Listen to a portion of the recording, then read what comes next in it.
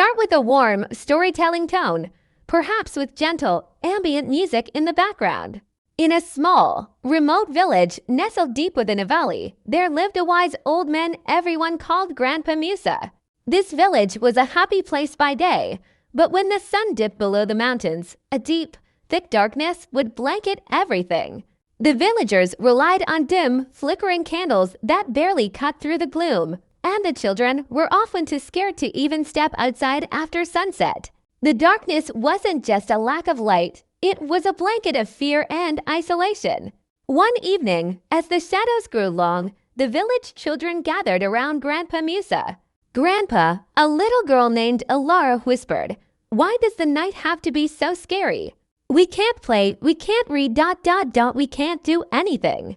Grandpa Musa looked at their worried faces and smiled gently. He didn't offer a simple comfort. Instead, he saw a problem that needed a solution. He tapped his temple and said, "Darkness is just a question we haven't answered yet. And the answer," he paused, his eyes twinkling, "is not just more fire, but smarter light." This was the moment everything began to change. Grandpa Musa knew that brute force wasn't the solution. Wisdom and creativity were. He remembered a book he'd read long ago about lenses and light, about how a simple piece of glass could magnify a flame. He gathered the children and explained his idea. They would build special lanterns. Not just any lanterns, but lanterns of wisdom. He showed them how to shape thin sheets of metal into frames and how to polish small, curved pieces of glass to act as lenses. At first, the task seemed impossible. The metal was hard to bend, and the glass was delicate.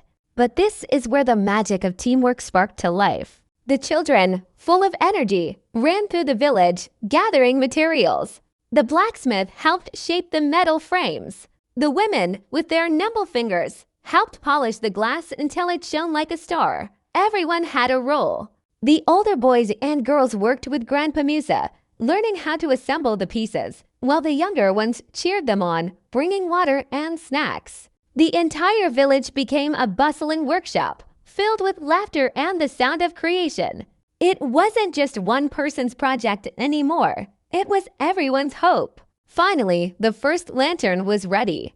As dusk fell, Grandpa Musa placed a single, small candle inside. He closed the little glass door, and a brilliant, steady beam of light cut through the darkness, 10 times brighter than any candle before it. A collective gasp of awe rippled through the crowd.